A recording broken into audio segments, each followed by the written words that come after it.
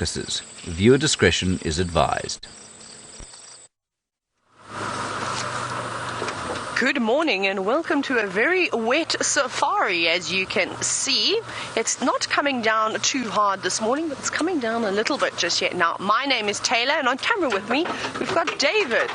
Now, I'm pretty sure that this little route that we're taking looks, and this is Safari Live.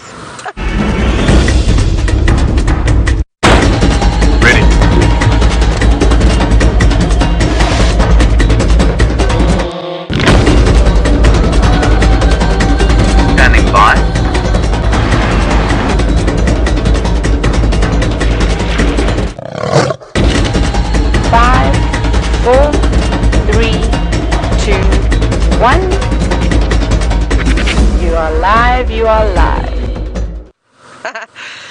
Well, as you can see, the gremlins are attacking all over today, and I clearly forgot what I was supposed to do this morning. I think it's because it's also half an hour earlier and a combination of the rain and me trying to focus on finding these leopards. Well, yeah, I know you all know that this is Safari Live, and I do apologize for that. Now we're trying to find Karula. And I've come to a spot. I'm trying to see exactly where this off-roading track goes around to.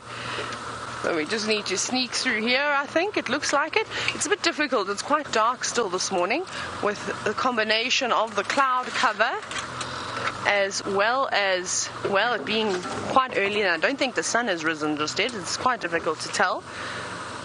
David, does any of this look familiar to you? I think I'm still seeing off-roading tracks here.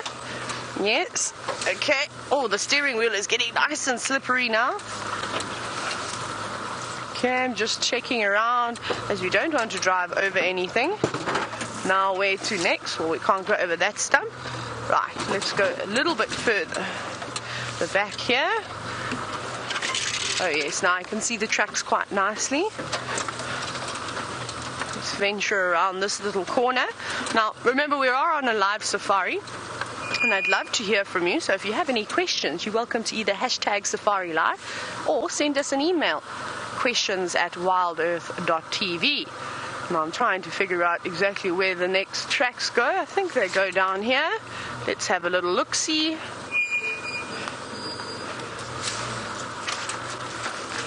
Yes, it sort of looks like there's vehicle tracks. Oh, let's turn that radio down. And now there's tracks going back around here. Am I missing something, David? So I haven't seen any sign just yet of any leopards. Still having a look, of course. But maybe you could help me. What tree was she near? That is obviously some vital information I forgot to ask James. Let's just have a quick scan because the tracks are now going in a bit of a circle around here. Let's do another little loop.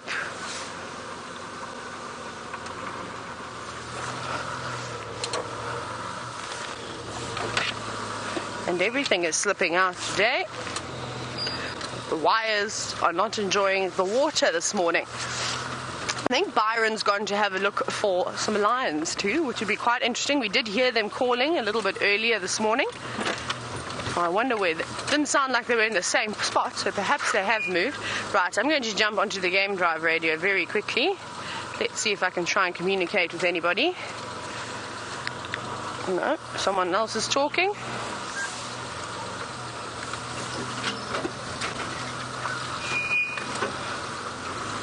Go around again. Aubrey for Taylor. Wrong radio. Right, this is a great start to the morning. Aubrey for Taylor. I haven't seen anything. Well, what's straight ahead? Let's sit here and see. Morning, Aubrey. Do you know what tree Karula and her cubs were at? I'm just here on that tree track, quite close to the Balanites. Yeah, from very not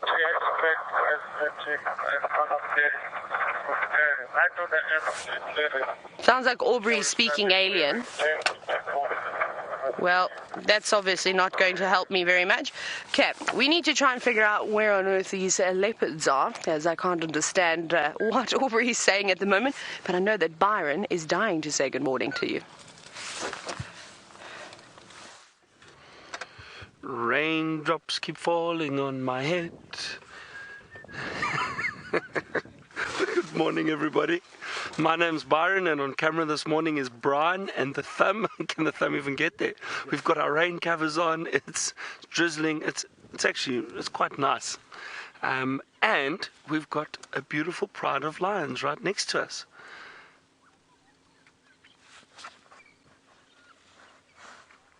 There we go. They're also just out in the rain. So some wet cats this morning. But it's a light drizzle, everyone. It's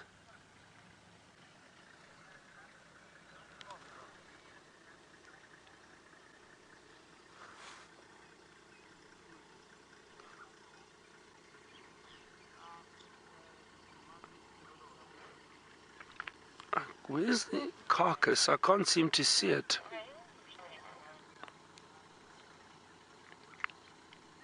Look how wet those little cubs are.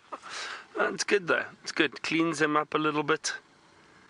It's nice to have some rain, but I feel that it needs to decide, is it going to rain properly or is it not? This light drizzle is often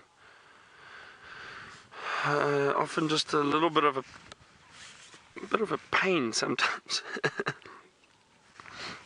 Because it's not quite rain and it's not quite not rain. So hopefully,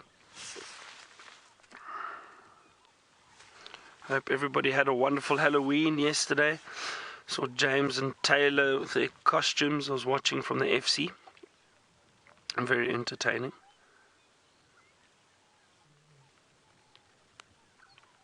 And some low frequency calls. Listen, everybody.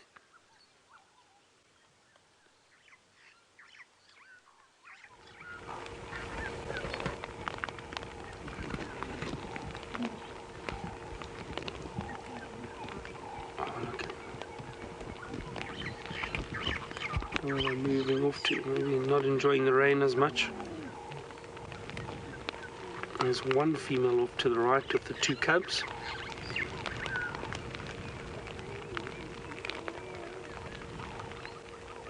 And bellies are full. Look at that.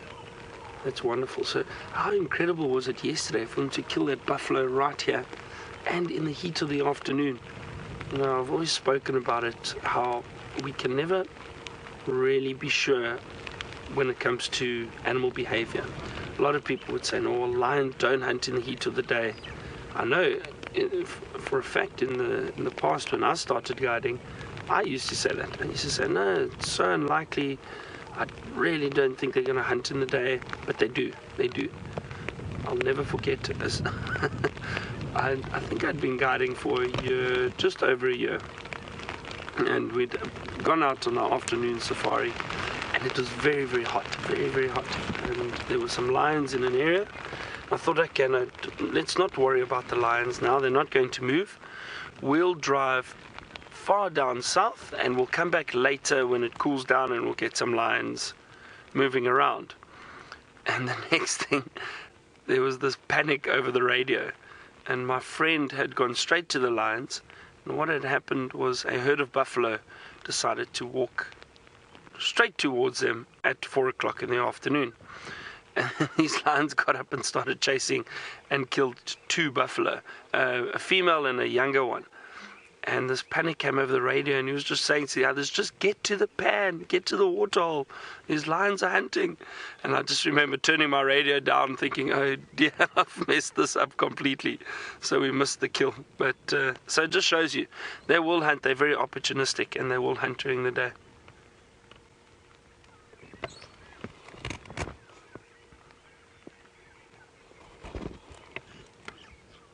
I heard them calling early this morning. It sounded like one of the males. Is it still just the one male here? I don't see anyone else, and I'm not sure yesterday if it was just the one. I think it was just the one here. Brian, is that right? I think so. I'm not sure.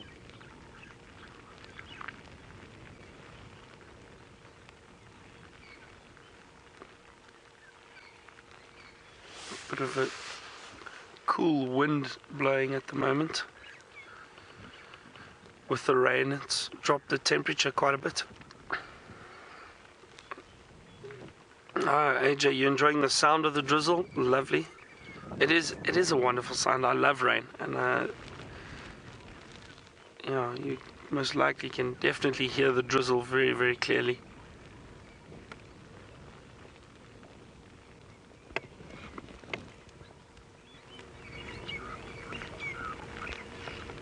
This rain is so important, and I hope this stays around, even though it's tricky to do our game drives in, but well, safaris, but it is very, very important, and it's wonderful to have rain. See all these lions now cleaning up a little bit of rain on them. I'm sure it's very welcome from their side too. And the wonderful thing is it just settles all this dust, and you'll see as soon as this rain does clear up, we'll probably have clear skies. And the interesting thing is, I always find it fascinating. So after this rain, and if we look directly west, we'll start seeing the Drakensberg mountain range, which is quite far from here. But after the rain, when the skies clear up, all that dust is kind of washed away, and you get these beautiful clear skies. You can see the Drakensberg so clearly. It appears as if it's moved closer to us, which I always find so fascinating. It's a beautiful mountain range, but it is quite far from here. I wonder, it's about probably about 80 kilometers directly as the crow flies from here, maybe a bit less.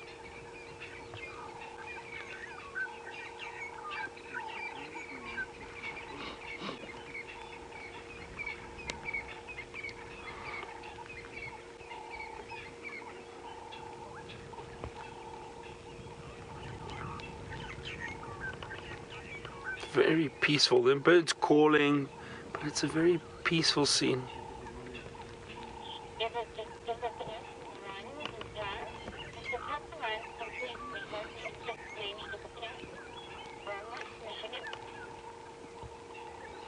So Vilma from Michigan is inquiring about the mange that some of these lions have got, and I know James is more of an expert on the mange than what I am, and I tried to read up a little bit about it yesterday and the day before. Vilma, I do believe that I think with a lot of the rain, the moisture, and maybe cleaning of the coats of these lions, that it could possibly disappear. But I don't want to say it definitely does, because I'm not entirely sure. And funny thing is, this is the first time in my guiding career that I've come across lions with mange, which is interesting. So it's also a new experience for me, seeing these lions with their mange. But I do think, and from what I understand, is that I think with more rain and their coats being cleaned and more food and water around, that the mange should disappear. But like I say, I'm not entirely sure on the mange situation.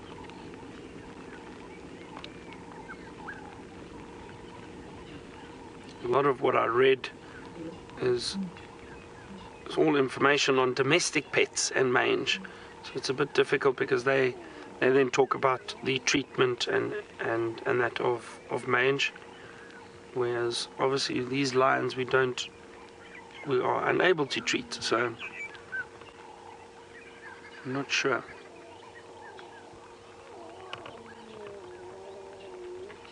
And if we have a look, that little cub's just picking at some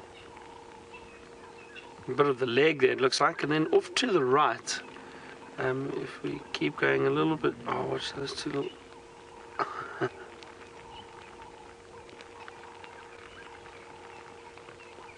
So wonderful to see these cubs, how playful they are. And just off to the right we have the lioness, 2 lionesses and cubs walking off. But they were a little bit vocal. I wonder where she's going. Maybe she's just going down to drink, but I'm not sure. You know what? This is interesting, everybody. I've just noticed now that hippo is still in this waterhole. The Wildebeest Dam or Djuma Dam. The little waterhole off to our left.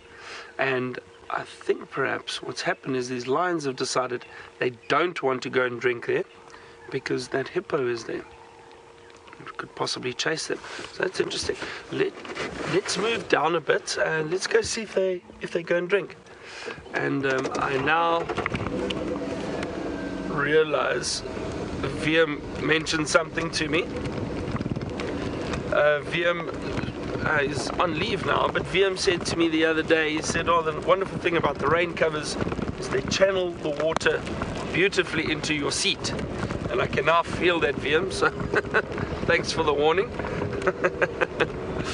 While I reposition, let's head back to Taylor, see if she's got an update on the leopards.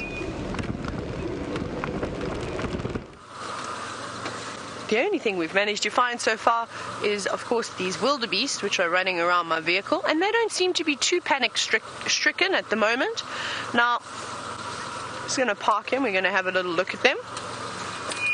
Unfortunately, it seems as though Karula has had her kill stolen. It's no longer around anymore. I did see quite a few hyena tracks. And then I also saw some leopard tracks moving away from that site. So I need to check Gari Main just to have a look to see if they haven't crossed over. They're very close to the boundary.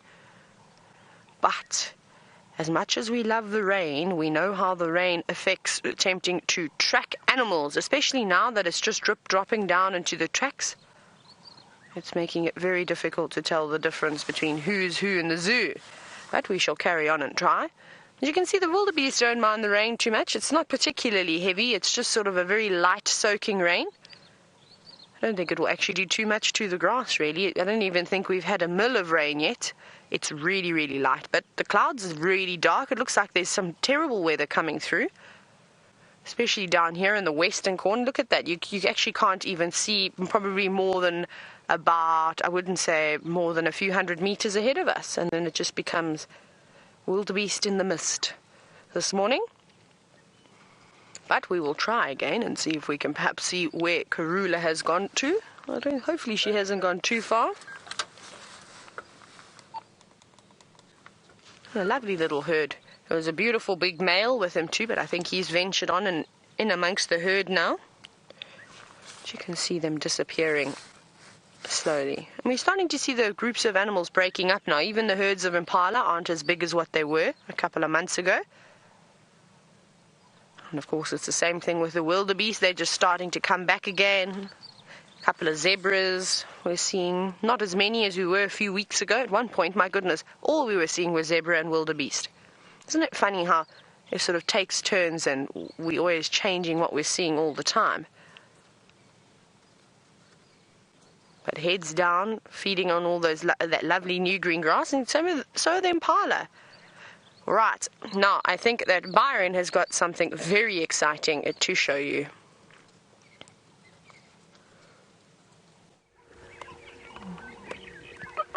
Look here, everyone, these lions have come down to drink, and yeah, the male is drinking.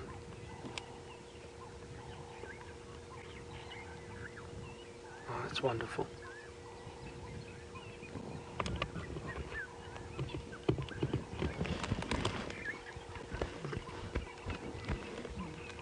If you listen carefully, you might hear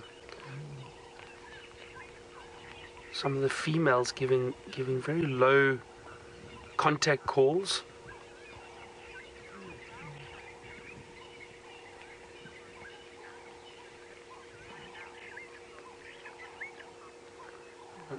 Morning Glory has said last night she heard 2 male lions roaring, and now it's just the one here. So that's interesting. And Morning Glory, I'm not saying you're that you're imagining 2 males in the area. That very possibly another male joined and moved off. Sometimes, I mean, the females do roar too, and I think unless you really have a trained ear, it's sometimes difficult to tell the difference between a male and female roar. It really is. I've sat with guides often in the mornings. We can hear lions roaring, and we say, "Oh, are those the males or the females?" And we kind of second guess each other a little bit, and generally after a while of hearing lions roar, then you do tend to get it right. So I wonder if it wasn't perhaps one of the females. I'm not saying there wasn't a male around, just don't see anyone here. The females do call though, they do roar.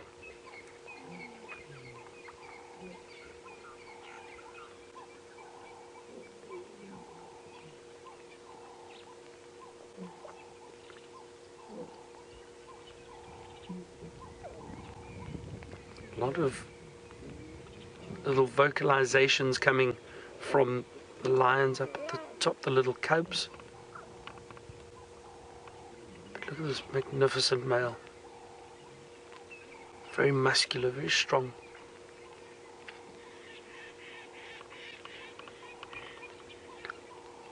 This really is a great scene, everyone. We've still got a bit of drizzle around, but it's just such a lovely scene.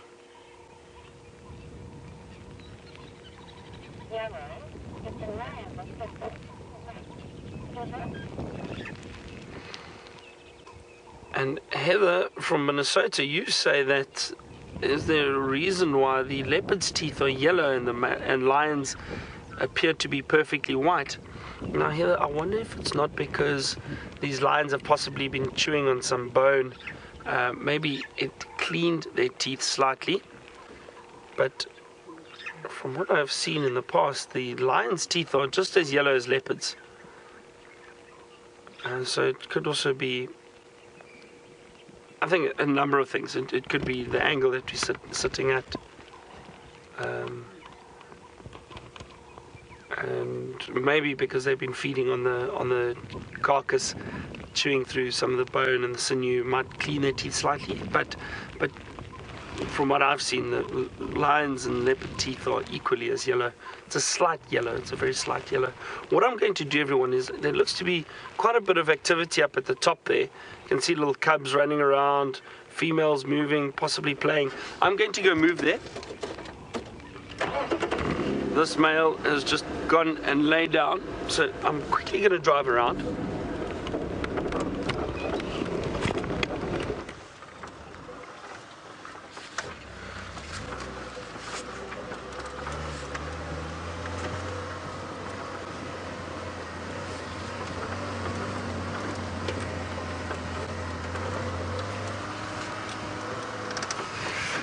Catherine, all the way from New York, welcome. It's great to have you with us, and it is so nice that you can join us on our Safari Live drives. And it's your first time watching, which is great.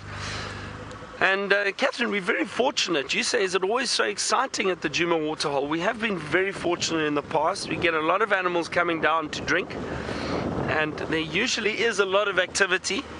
And yesterday we had these lions kill a buffalo right here, so it was very, very exciting. I wouldn't say it's always exciting, but there's generally, and from what I've seen, there's generally always something around, whether it be Impala or Wildebeest or zebra or any antelope species around here. There's always something going on. I think I'm going to park at the top again and just look down, because it's a lovely view from there, and we'll be able to see them all playing and moving around.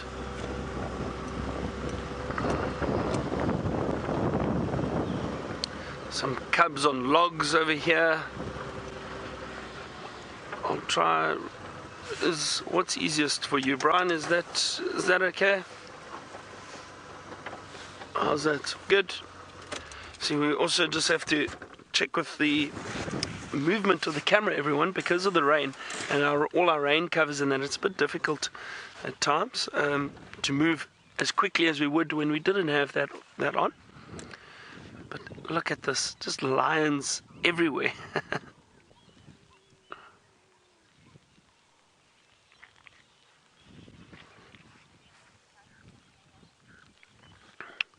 Oh, Rishi has asked how many of these cubs are males. Rishi, no, I'm trying to think if it's 5 females and 3 males. I think I need to check with James again. I think that's what it is. We just want to clean our lens quickly, everyone. Just bear with us. This rain is making it a bit tricky this morning. But just a quick little wipe, quick clean. And I think what happens is when we're driving, then all the rain just blows onto the lens. Oh, look at this cub up here. There we go.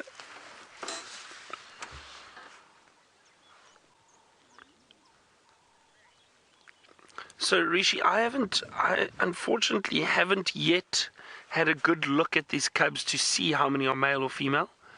You do have to look very, very carefully.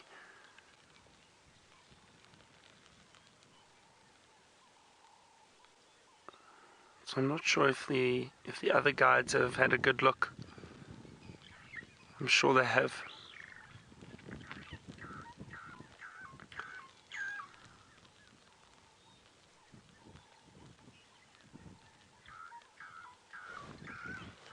Some starlings calling around us.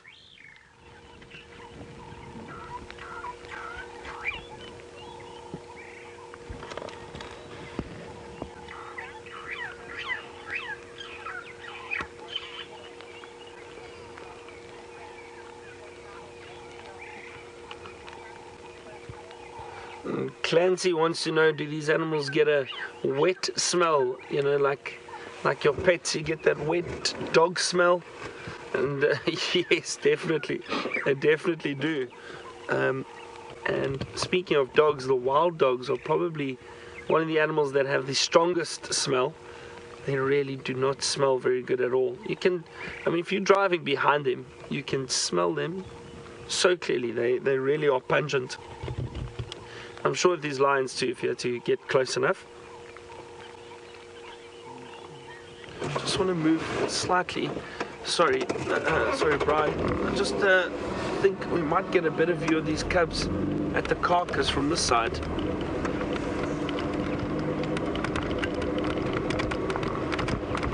There we go.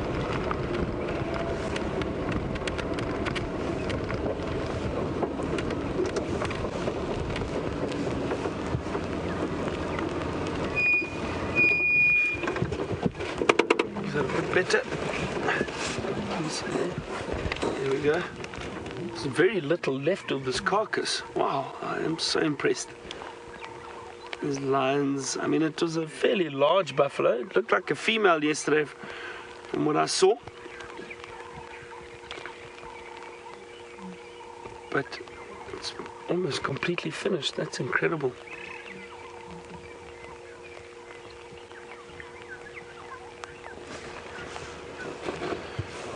Big bellies.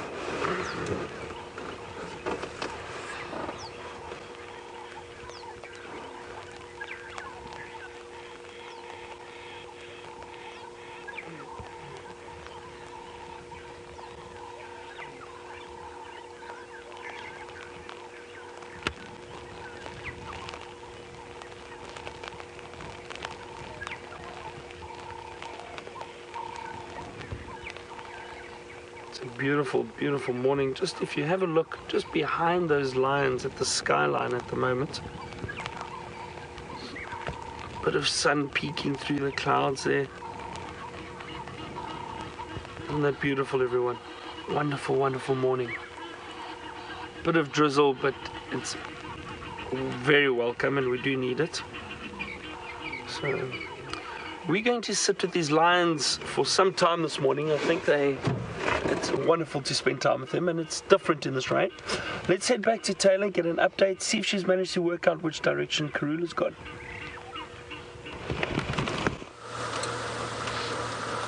Now, Byron, you've asked a perfectly good question.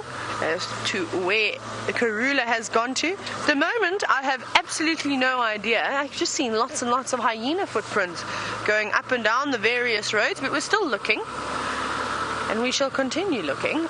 We're going to go back sort of towards that area where I last saw her tracks and have a look around there. Perhaps the hyenas came in quite a speed last night. Like I said, I've seen more than one set of hyena tracks in this area, and perhaps she's just trying to get her little ones out of cover and sort of out of sight from these hyenas.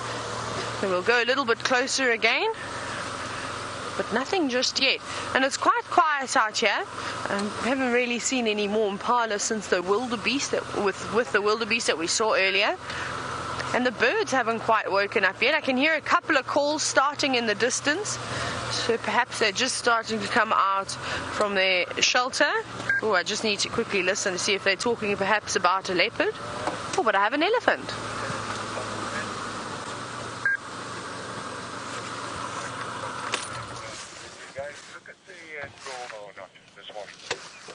You can see this is how well the animals are going to blend in today with the clouds, because there's an elephant over there.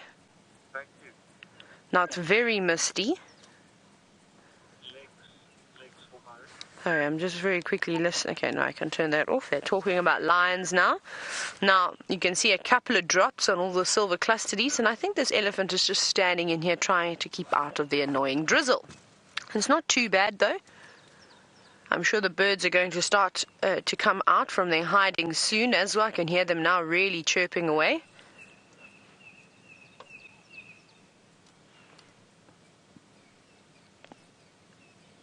And it looks as though this is a young elephant bull.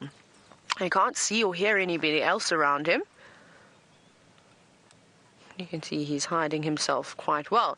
Now, if you're worried and wondering as to why he doesn't have any friends, don't worry. This often happens when they reach a certain age and they get pushed out. They live a life of solitary, but he's disappearing now. Let's see if we can get another look. I think it's going to be quite difficult here, and it's really just because all of these cluster leaves they've started to get all their leaves, and you won't believe how such a small amount of foliage can actually completely camouflage an animal. Look at that. So we're again just behind a small little shrub, a little bit to the left. There he is. So well hidden. Look at that. Now completely disappearing. Now it's not thick bush. You could easily walk here. And something as large as an elephant is really getting lost between the mist and of course of all of these terminalias. Goodbye, elephant. He doesn't want to be seen. It's okay. I don't blame him when you're up this early in the morning and you haven't done your makeup or your hair. Well, I suppose if you're not presentable, you probably hide away.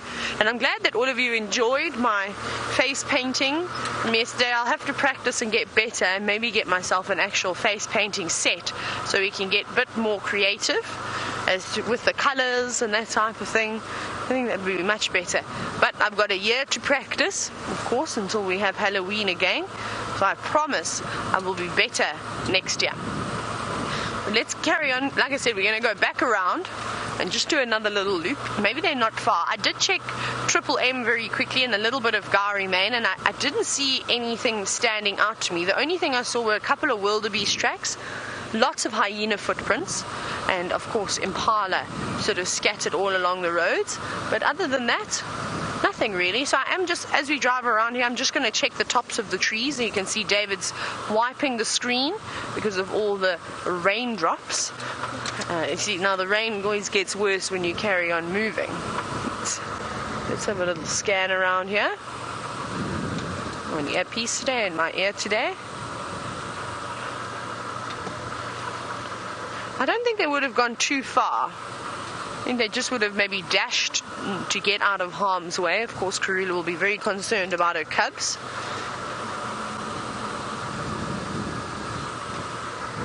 We'll just check a few of her sort of favorite areas. Now, we're still waiting for the explosion of the termites. We haven't, unfortunately, seen that explosion of the termite mounds just yet. That's still one surprise that we've got left in store. Of course, with the the waiting of the birth of all the little animals. But I'll probably elaborate a little bit more on that in a while. I think those little cubs have finally caught up to the adults, and now they're having a drink. Let's go back across to Byron. So the whole pride has moved down here, everyone. They've come down to drink, and now they're moving off. So just as we thought, that carcass is finished, and it looks like the pride is deciding to move off. Isn't it lovely? Look at these cubs in the mud. Oh, wonderful. Look a little bit unsure about walking through the mud.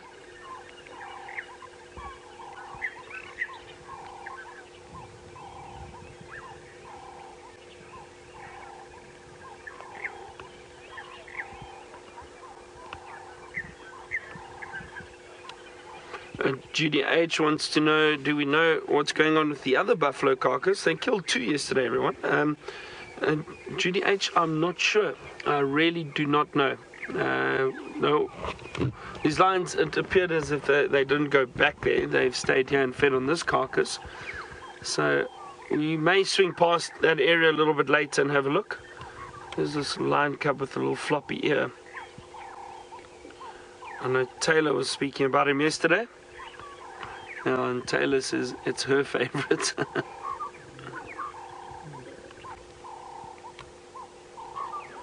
Look at those reflections in the water. Oh, photographically, this is really beautiful. Even though the light isn't great, but I think you get some wonderful pictures.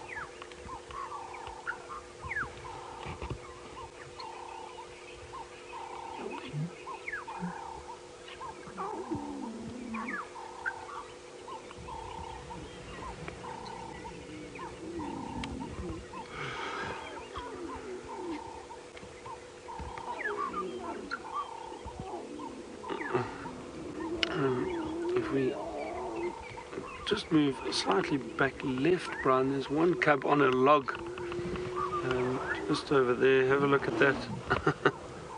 Might pounce on a sibling. Let's see. This looks like it wants to. There we go. Chasing each other. Wonderful. They're so playful. It really is fantastic to watch them.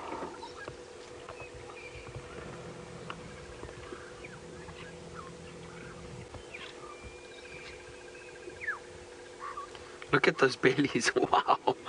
They've had so much to eat. Full of buffalo meat. So that's also probably why they're so happy. Bellies are full. They've had water. It's nice and cool this morning. The drizzle has stopped slightly. I don't want to jinx anything. It seems to have stopped slightly. Still a little bit, actually.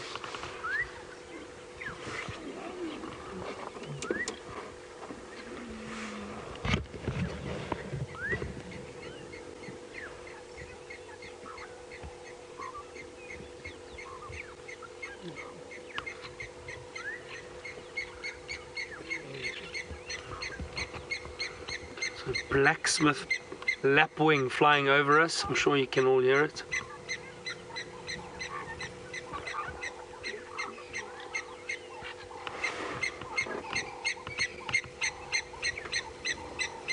Making a lot of noise.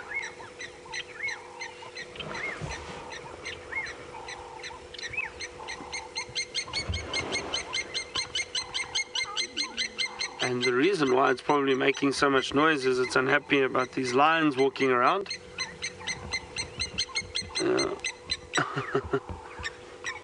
Right, let me see if I can move up and follow those lions. Let's just get out of this little dam area that we are in.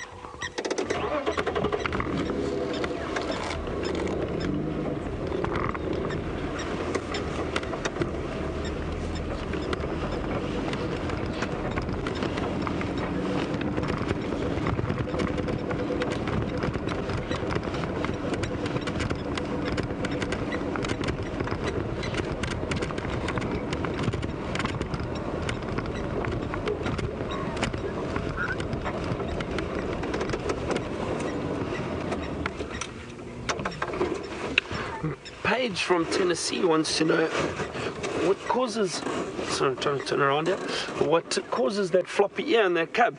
So Paige, it was possibly just a birth defect. Maybe what happened is when this little cub was born, the ear was squashed slightly and didn't grow properly. So most likely just a birth defect.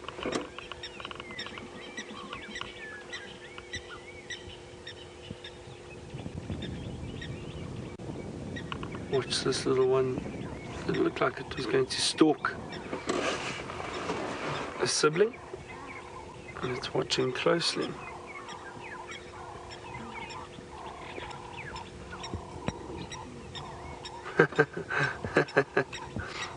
Oh, there we go.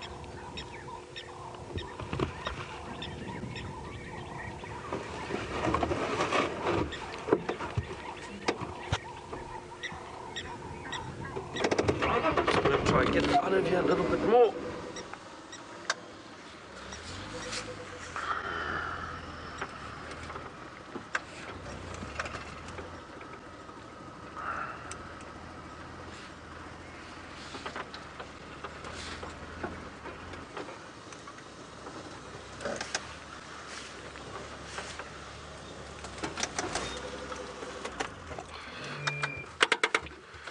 Michael has just asked, would the rain and the mud help get rid of the mange? And Michael, I was saying earlier, I don't know very much about the mange. From what I understand, it will.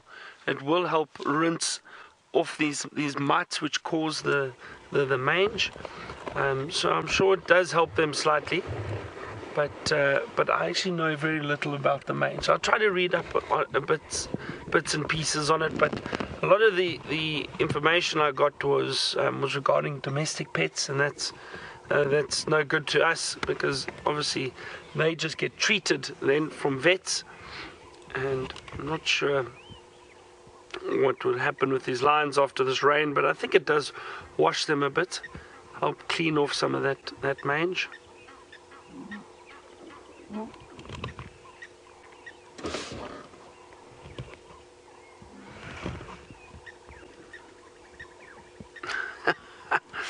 That's so playful.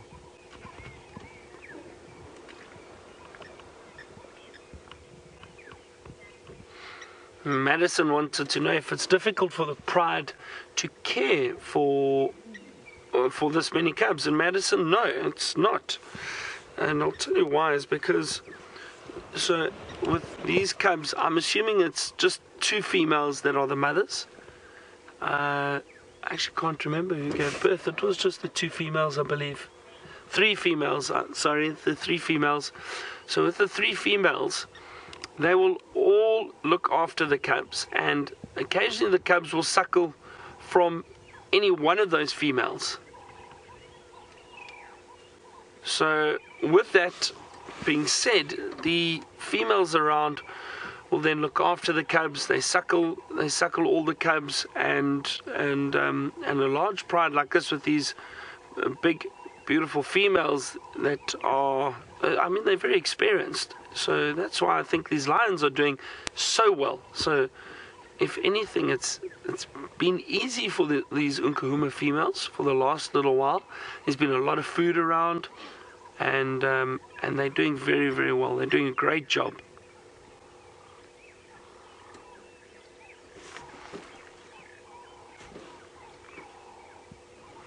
These little cubs, sorry, I just see me, they keep moving around some bushes. I'm going to move forward a little bit more because they are very playful. Look at that. There's some others that are just moving off to the side.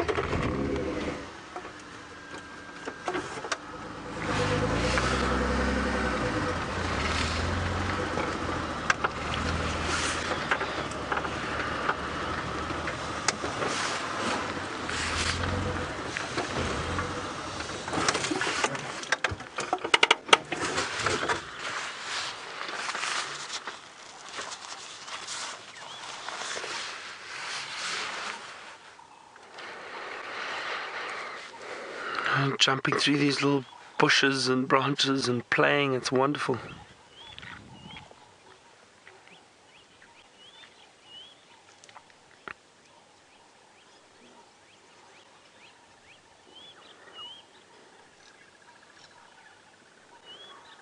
And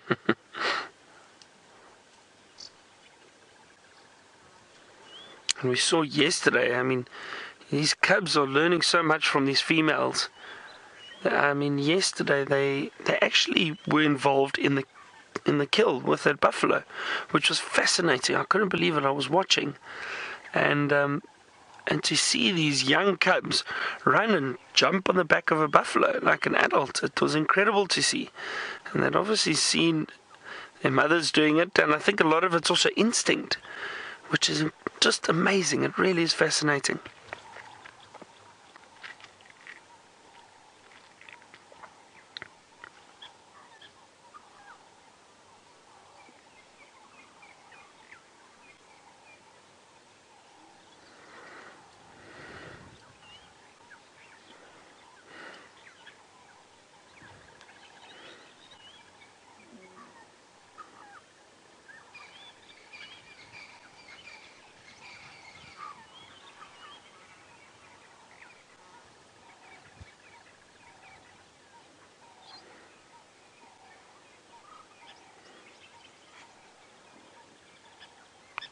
Chewing on sticks and whatever they find. Also, a lot of that is just strengthening the teeth a little bit. It is mostly being playful, but yeah, it does help probably strengthen the teeth.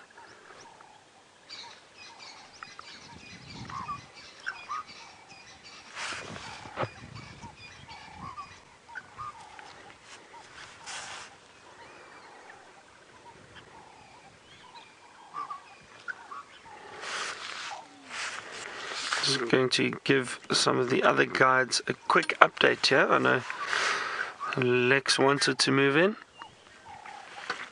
While I do that, Taylor has got some stripy animals she wants to show you. We have indeed got some stripes. Lex is just trying to get hold of me. Let me very quickly chat to Lex. Go, Lex. Would you like take it? A negative. I did pick up on some tracks, but it looks like they were moving before the rain. We just off, it was Ballanati's road, basically about 50 meters west of where that road that goes down to the mast, just over there, but I can't pick up any more going towards the Ballanati's junction. Okay, copy. Thanks, Taylor. There we go. Just wanted to let everyone know that we did pick up on some more of Karula's tracks. And it seems as though she's come around this area, but everybody seems to be quite relaxed at the moment. So she must have come through here quite some time ago. Now, if you have a look at this zebra, some of you may even recognize this beautiful stallion. We saw him a couple of days ago, and he's very easy to sort of tell the difference between other stallions, is because he's got only half a tail. You can see he's still got his dock, though, so that the fleshy part of his tail, it just seems as though the hair is missing. And you can see he seems to be quite frustrated at the moment as he's wagging it quite a bit, trying to swat the flies, the little midges that are around at the moment, which we often see just after the rains. And that one actually looks like it survived something. Can you see the big gash or the old scar on its rump? Oh no, it might be a bit difficult to see, but maybe we'll get another chance. You can sort of just see it just to the right of where that tree sort of cuts through the zebra towards its bottom. But let's see if it changes position now. We don't often see the lions going after zebra, but I wonder if that's not a scar. Maybe it's even a scar from fighting with another zebra. That's a possibility too. Or, there we go, you can see that big gash now. Can you not see it, David? On its rump over there. Up higher? There we go. It's hard to see as it's moving through the trees, but you can clearly see a big line. It almost looks like it joins all the other stripes. Now, that could be an injury. We'll get another view. We'll hang tight, and it's going to pop out of this little thicket now. Now, that could be even from getting a fright and, maybe being chased by another stallion, or perhaps even being chased by a lion and racing under a shrub of some sort and getting cut. Oh, no, something gave them a fright. It's okay, zebra, relax. No, he's turned the other way, though I don't think you can see it. You're just going to have to take my word for it. And I've seen a couple of times where zebra have been able to get out and actually move away and escape the claws of lions, and often they will be left with massive gashes on their body which heal. Remember, the animals are very tough, and a claw mark for a lion on the rump wouldn't be too bad. And of course, it then makes the patterns quite interesting. I must tell you, the one day though, of this one zebra that I found, her stripes didn't match up at all. It was almost as though the black joined on a white and the white joined on the black stripe. It was actually quite beautiful. But unfortunately for her, of course, she didn't have the most beautiful stripes anymore. See, Aubrey's just here. I just want to quickly let him know. Morning, Aubrey. Aubrey, I think I had some tracks. It's hard to tell, though. But if you know where this 2-track that goes to the mast, just past that, maybe 50 meters. They look too round to be hyena, but the Mvula's ruined all the tracks. So I think they were coming out this way. Okay, I'm going to go to those in Ndlovu. Here we go. So I think Aubrey may try and follow up and see what's happening with those footprints. Would love to get another view of the zebra, though. It was such an interesting marking to see on its rump, that big scar. We've actually, remember, we saw the steenbok the other morning as well. That looks like it had escaped the claws of a... I'm just going to quickly move out of the way for Aubrey. That one looked like it had escaped, of course, the paws of a leopard. Now that'd be one very lucky steenbok. I think we'll go down this little road and perhaps we'll get another look. Shall I see you guys? Let's go around. Oh yes, we're going to get another view. This is going to be quite nice. We'll just sneak up slowly because they seem to be a little bit jumpy. There we go. Sorry, I'm just pulling off the road slightly. So I've just changed. So I've parked a bit on a slope. There's the young one. Can we have a look at that one with a short tail again? I just want, now that we can see the scar very clearly. Can you see it there going across the rump? And that does look very much the sort of part where, of course, the lions, like we saw yesterday with the buffalo, how they like to jump onto the back and hold on tight. I reckon that probably is some scratches from a lion's claws, but luckily it managed to escape and live out its days.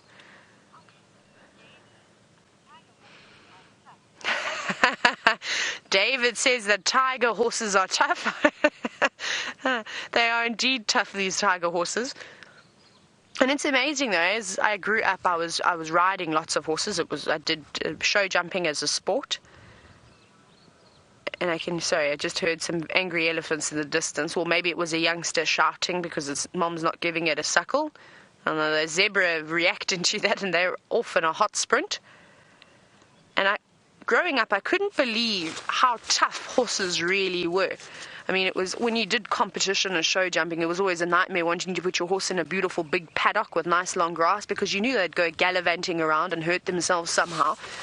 But it doesn't matter how many times they'd hurt their legs or hook themselves on something and get a big cut. Well, they were just incredible, and they just used to carry on again. And I suppose zebra are probably even tougher than our domesticated horses that we sort of have around as pets or use them for sport and all sorts of those things. I think that they're able to survive a lion attack. I think that's quite amazing. Now, I think we're going to go towards those elephant calls, because if it is a juvenile that's shouting, perhaps there'll be quite a few of them. So it doesn't sound too far, maybe around the other side of this drainage system, so probably say around Philemon's cut line, somewhere along there. So we'll head there very quickly. Bye, zebra. We'll quickly dash around. We're going to go this way, David. Is that fine? Okay. And we'll also just keep an eye out to see if there's anything on Karula, of course. I know Aubrey has just come from this side, and he's got a tracker who's pretty much dedicated to trying to find the various footprints of the animals, and I'm sure his eyes are probably a bit better than mine. Well, let's hope that those footprints that we saw were indeed Karula's tracks. Like I said, it was very difficult. Right, who are we going to have? David, how many elephants do you think we're going to find?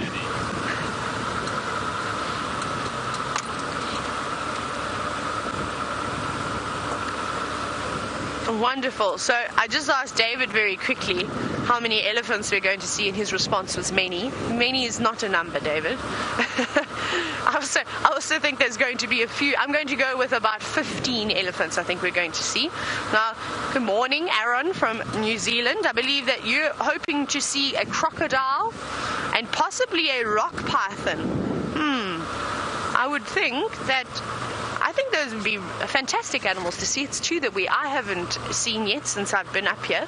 I think it could be a little bit on the chilly side today, unfortunately for the rock pythons and even maybe the crocodiles.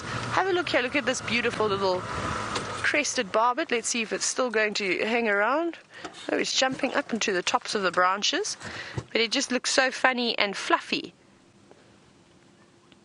Oh, no, and it's gone. Not sticking around. Oh, that's a pity, because normally the crested barbets are the ones that are quite obliging. But apparently not this morning. That's okay. We'll get another one. It isn't the best day for birding, but what we're going to see, and what I'm going to show you just up here, is we're going to see lots of this. Oh, those are very squeaky. I've got the cub tracks. Hang on. Let's have a look here. Let's position ourselves and let's investigate these tracks over here. I'm going to jump out. Can you see them on the ground? Just bear with me for a couple of moments. Oh, right. I think this looks very much like leopard cub tracks. I'm just trying to find a very nice one first. Let's see, I could be wrong.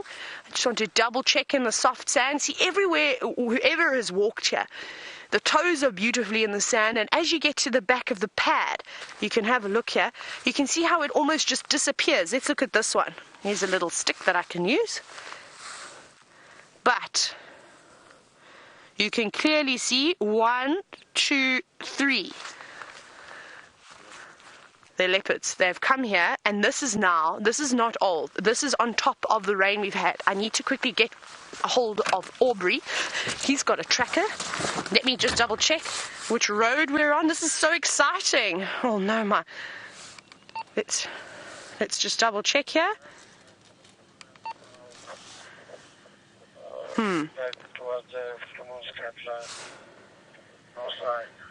Right. I'm going to very quickly tell. Let's try and get hold of Aubrey. They're just chatting. Okay. Well, they're having a wonderful conversation, and I suppose while they're having a wonderful conversation, let's follow up on these tracks. And, well, when they decide to talk to us, or stop talking, we'll be able to let them know the fantastic news. Right. Aubrey for Taylor.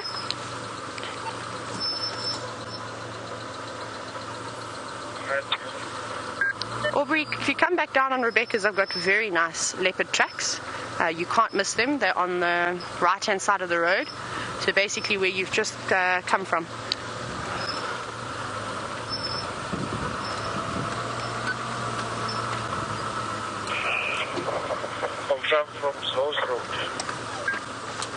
My GPS says to me that I'm on Rebecca's at the moment. We're quite close to Philemon's Cutline Junction. I'm still on the tracks.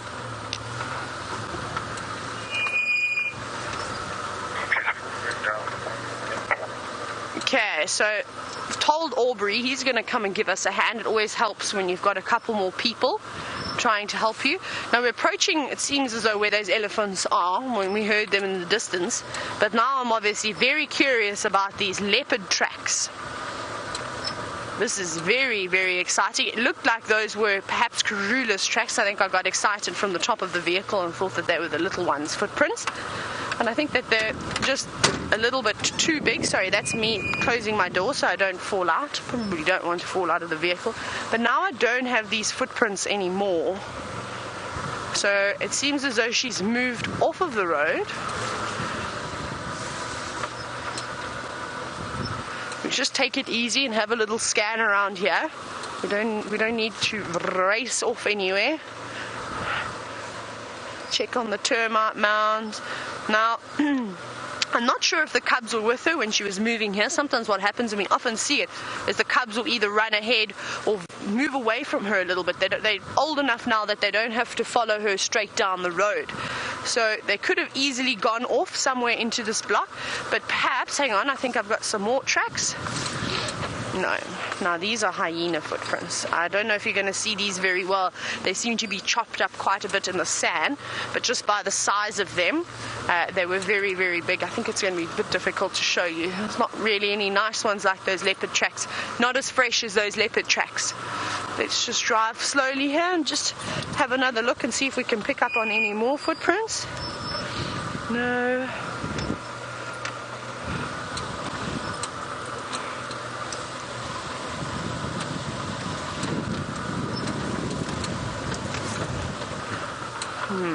Where did you go, leopards? Where did you go?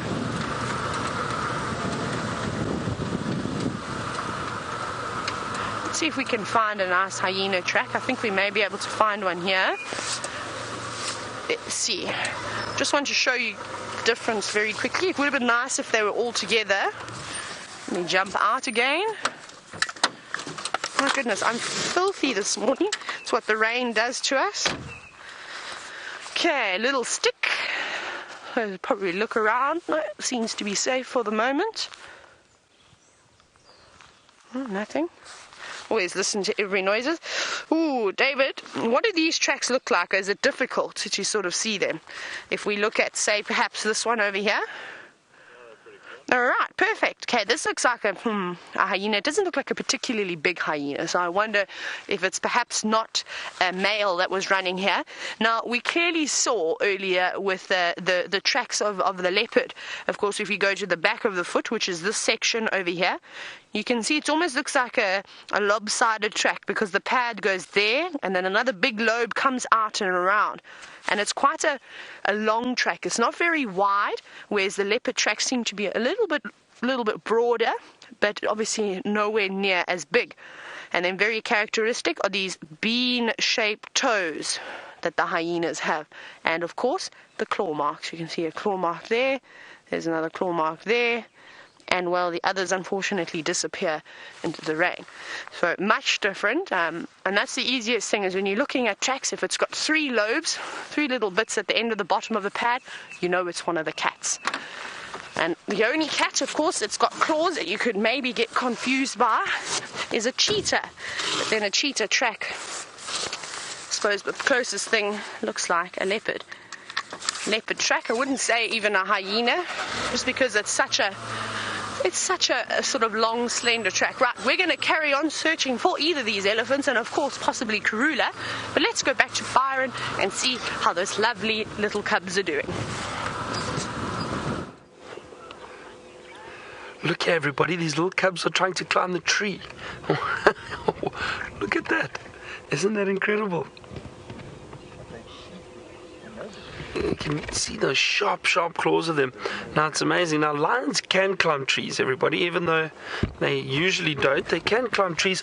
They just struggle to get down usually once they are up there. And they're not nearly as agile as leopards are, but they are able to climb very well. And I have seen lions climb trees to steal kills from leopards. Usually the leopards hoist their kills up into trees, but I have seen lions climb up to get them. The rest of the cubs are lying on this termite mound.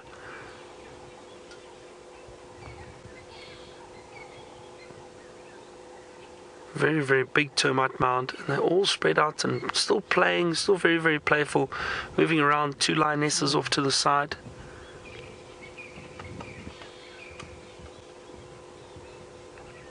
This has been a fantastic morning. What a start. The rain seems to have stopped a little bit for now. Look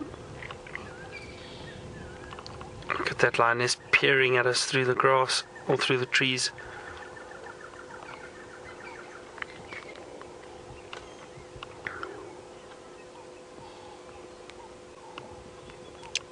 It's a lovely, peaceful morning, nice and cool.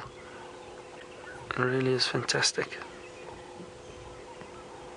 Watch these little cubs, one trying to climb, and you see the others watching, and then every now and then they pounce on each other.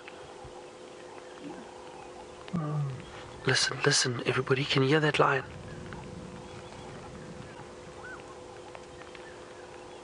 just stopped now. She's giving low contact calls, which I find interesting. Listen again.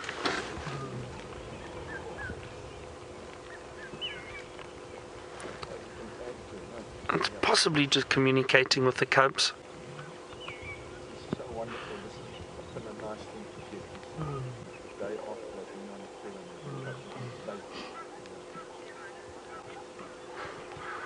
Laurie, you would like to know if the termites are bothering them. You know, Laurie, at the moment that's a very old termite mound, and I wouldn't be surprised if it's not active. You know, I can just see the soil on the top is very, very hard, and there's a lot of vegetation growing on that termite mound.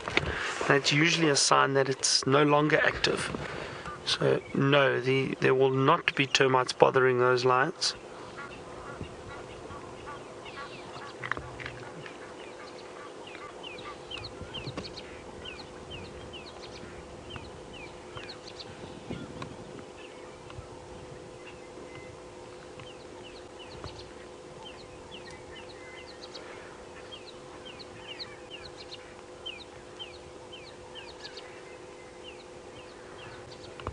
These cubs are exploring every little nook and cranny that they can find.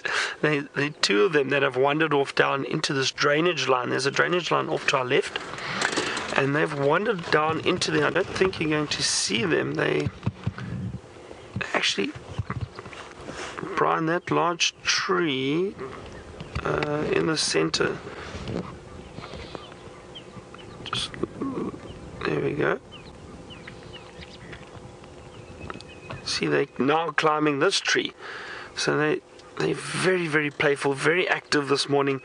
And if you've just joined us, these lions fed on a buffalo yesterday afternoon and yesterday evening that they caught. And their bellies are full. They've had some water. They were drinking at the dam. And now they've moved off. So they are very, very happy. These are happy lions.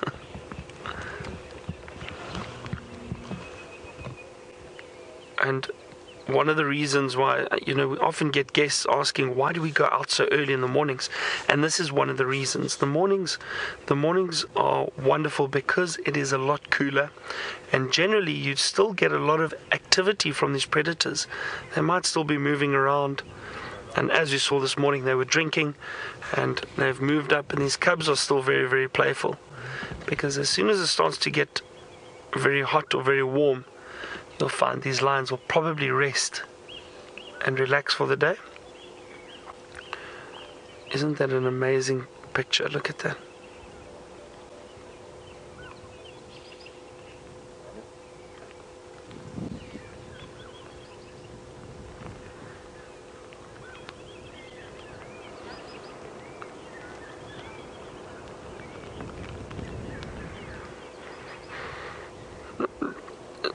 Dustin, yes, they do to an extent. Dustin wanted to know if these lions sharpen their claws on the trees.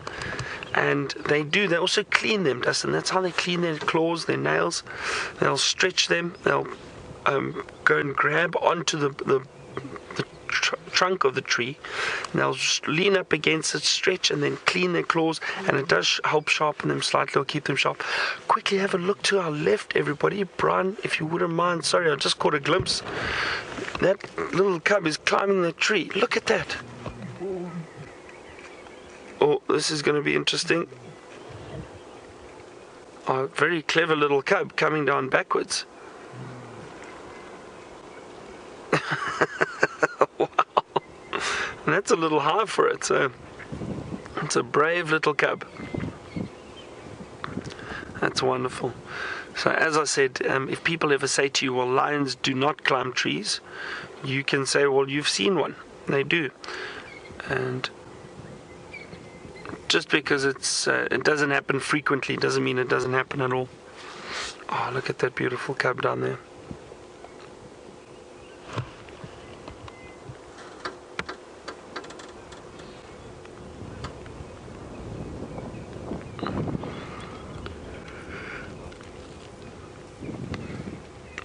And the wind has picked up a little bit. You can see the leaves blowing in the wind.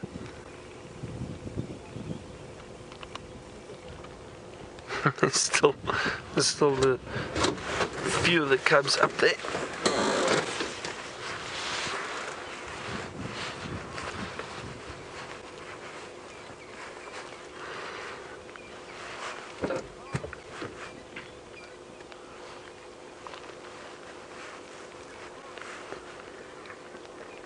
And it's really wonderful sitting in sightings like this, because there's so much going on. It's just fantastic to appreciate it and watch. You know, often when I've got guests and we're out on safari, unless we're really asking questions and speaking to one another, we don't say much, because you can just enjoy it. And it's wonderful to listen to the birds and watch these animals interact with one another.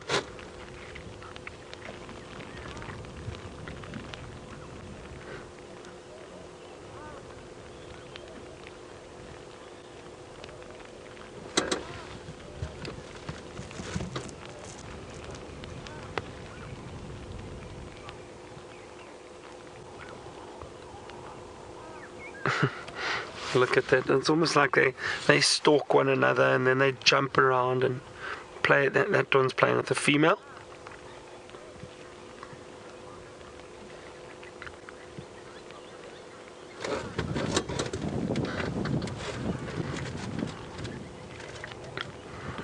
Isn't this special? And also, we were speaking about all this little bit of rain actually that we had this morning, and that's good for these lions. It cleans them. So they were all lying out in the open when we found them, and I think they probably got quite soaked while they were lying there. Oh, look at that. They just watched a starling fly over them. Little starling.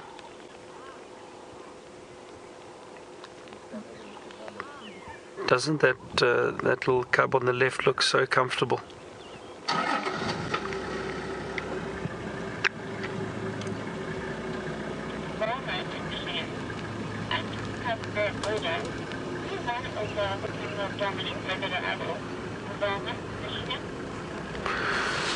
Velma would like to know, and Velma, it's an interesting question. Velma wants to know, when these cubs get older, will there be one that's more dominant than the other? And Velma, yes, Wilma, there's always going to be some dominance between cubs and between lions, but I think what will happen is the females, most likely, they'll just join into the pride. They'll become part of the pride and they'll stay within the pride. Usually then they've all got very similar roles. There's not really a dominance variation between the females. There may be one if she's a bit older. So if she's a bit older, then that lioness would most likely be a little bit more dominant and probably lead the pride in a way, just in terms of safety and looking after them. Then with the little males, however, there will definitely be a bit of a dominance hierarchy, and usually what happens is these young males that are born into the same pride, they're the ones who end up forming these coalitions, just like these Birmingham males have. And within that coalition there will definitely be a hierarchy. There will always be one that's a bit more dominant than the others. So it does happen, but it's more prevalent in males than it is in the females.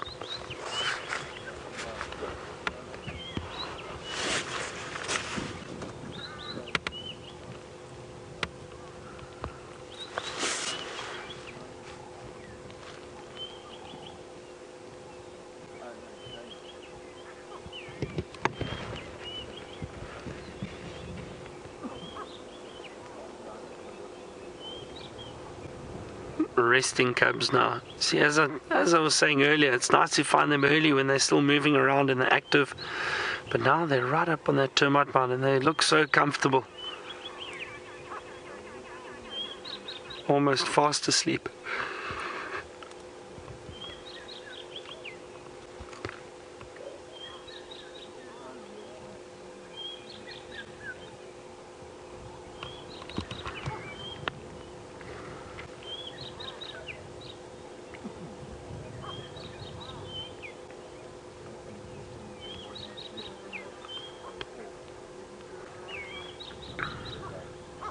It really is peaceful, everyone. It's such a nice, cool morning, and sitting around with these lions after following them is just wonderful. It really is wonderful. I think we're going to stay here for quite some time. Let's see what they get up to. Unless they do decide to rest and sleep, then we may move on. But for now, there's still a bit of movement and activity. See that lioness just cleaning herself. Their tongues are incredibly rough. Very, very, very rough. Looks almost like they've got little barbs on them. They've got little hairs on their tongues, and that obviously helps clean them. And you'll often see when they're feeding, these lions will go and lick the carcass, and that licking is, because of that rough tongue, they're able to pull off some of the hair from the carcass and clean the carcass, so it makes it easier to feed. Really is incredible.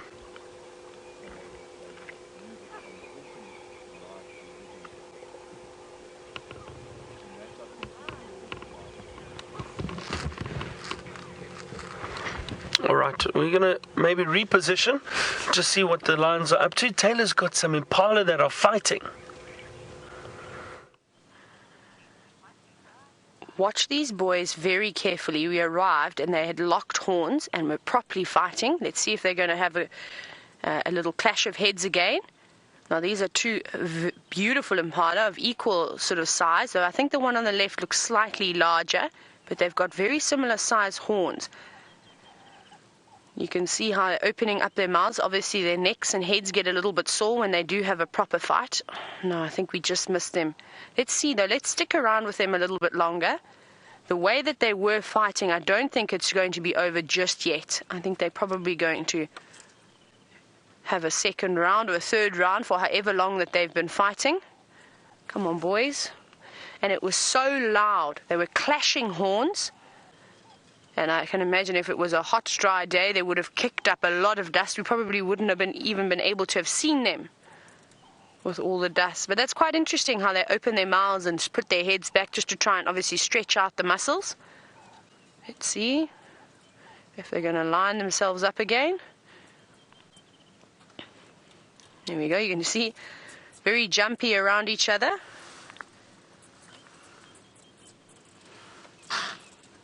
Snorting just at each other though, not alarming for anything.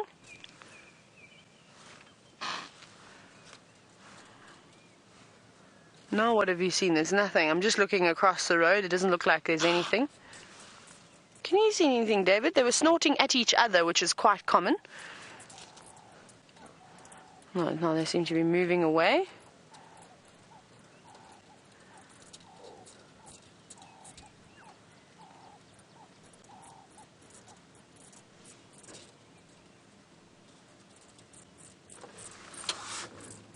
Got an insect making a very strange noise in Jigger as well. I don't know what that is. It's a bizarre noise. Come on, gentlemen, I'm gonna just reverse. Let's just stick with them just for a little bit, because I'm really hoping that they do decide to clash horns again. That was so impressive. There we go. Let's sit here. Look, watch them. They want to.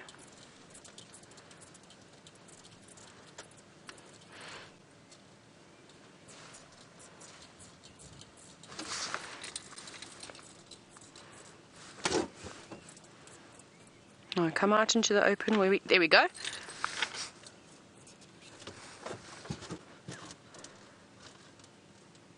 I'm sure you're going to be able to hear this too, so listen carefully.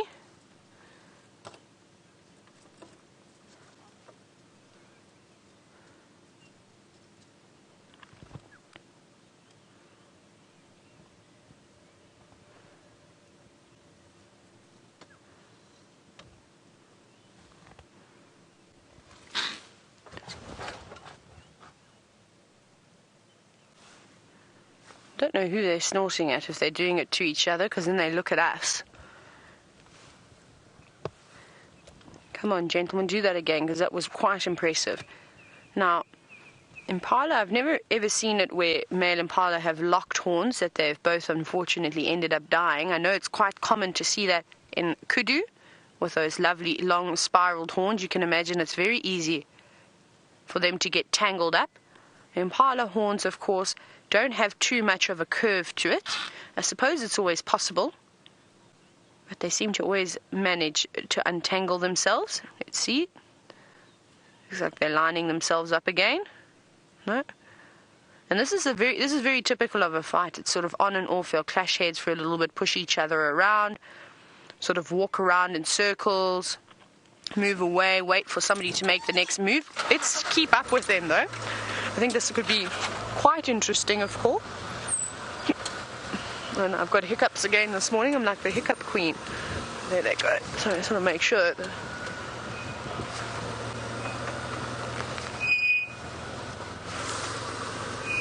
here they are.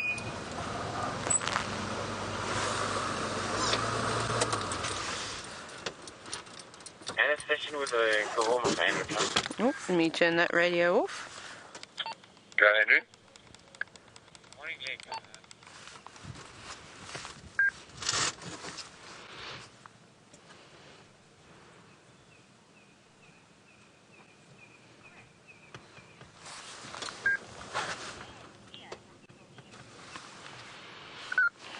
Now you can see they're chasing each other around now. They're not sort of letting either one of them get out of their sight. So I presume that they're going to continue fighting the way they were. That didn't look like sparring to me, of course. That was quite serious.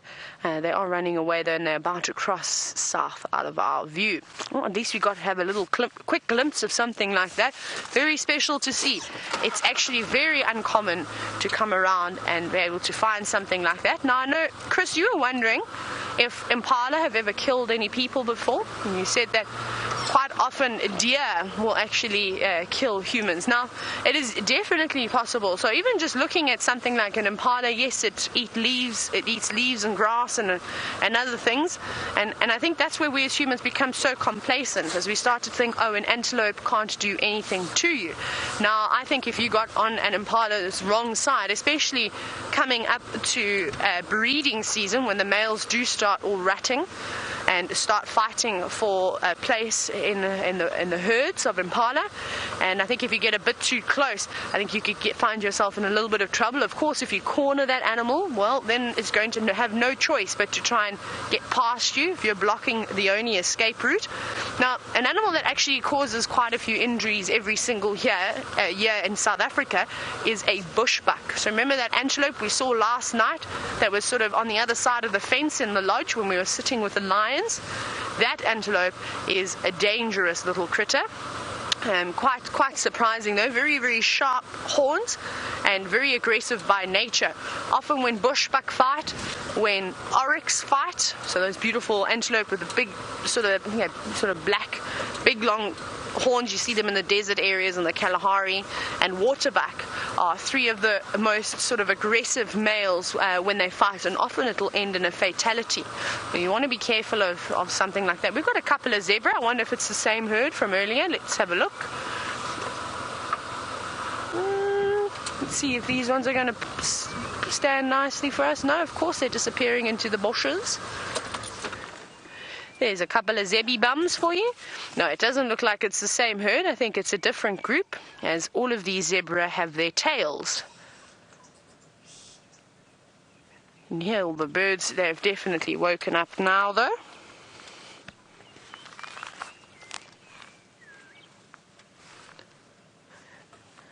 And it's got quite chilly as well, so I think we're going to start to see some of the animals fluffing up quite nicely. You can see the little zebra on the right has still got a slightly fluffy coat.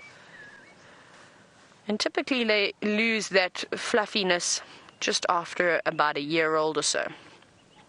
So just a little bit fluffier than the mom is on the left.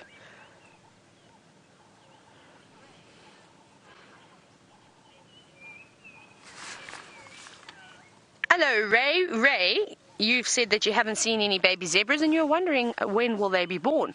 I've got good news for you, Ray. We actually saw our first baby zebra foal, a couple of days ago, maybe 2 or 3 afternoons ago.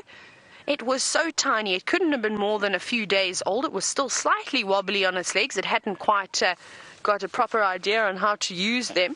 So anywhere from now that one has given birth, I presume that the herd that it's in, those females will start to sort of sync up and probably also drop their foals around a similar time, maybe a few weeks apart from each other. So I reckon now, normally I always say that it's the zebras that give birth first, occasionally the impala, but with zebras having such a long gestation period, it's almost a year. I think it's like a day or two shy of a year.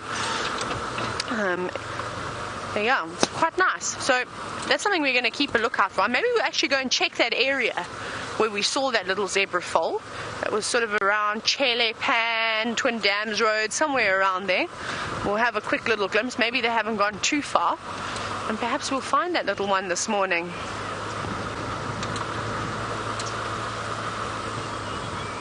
Now, James is wondering if I've ever done a horseback safari. I haven't, and it's something that I'm absolutely dying to do. I'd love to go to Botswana and do something like that. But I must say I'm also a little bit nervous, especially if it's in an area where there are big cats. I'm not particularly worried about a leopard, but a lion, because a lion would see a horse's food. Now, I don't know if I'd want to be on the back of the horse while being chased by a pride of lions. I think that would be quite frightening. Otherwise, maybe going to an area where there perhaps aren't big cats, maybe just a little nature reserve or something like that.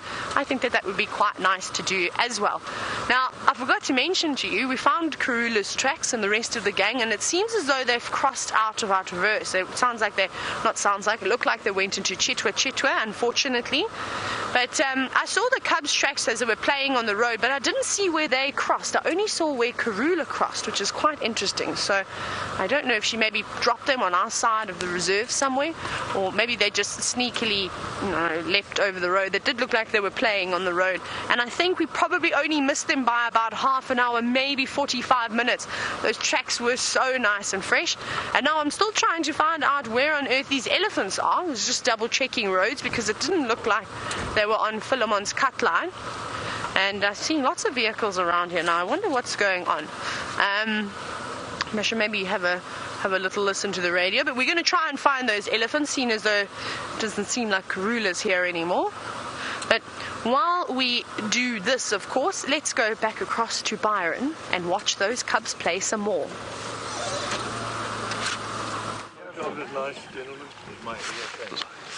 So we're still sitting with these cubs, everyone. We just repositioned slightly, and oh, here comes a big male, everyone. He's going to walk right next to us. Wow, look at this. He's just come through. And those of you who watched yesterday morning and yesterday afternoon, you got the update that these lions had killed a buffalo yesterday morning around 10 o'clock, I think it was, somewhere around there. And then they managed to kill this other buffalo at about 4 o'clock in the afternoon. Now, they've returned to the original carcass, and there those lionesses are feeding, and that's where the male is going now. So these lions are just gorging themselves on buffalo. It's been incredible for them the last 10 days or so. They've been very successful with hunting buffalo. And we were discussing it. I think one of the main reasons is because of the drought. There hasn't been a lot of food. Oh, look at that. That lioness got up very quickly when that male came through. Do you see that, everyone? That was very interesting. And the reason for that is because these males can sometimes get a bit aggressive.